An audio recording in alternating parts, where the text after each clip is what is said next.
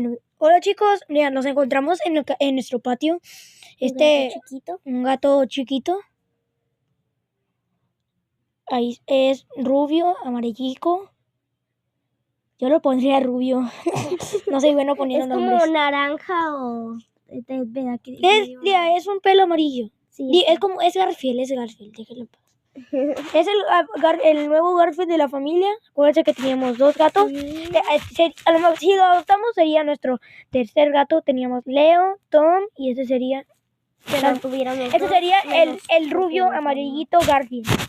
Sí, de hecho le podíamos poner Garfield Tomato.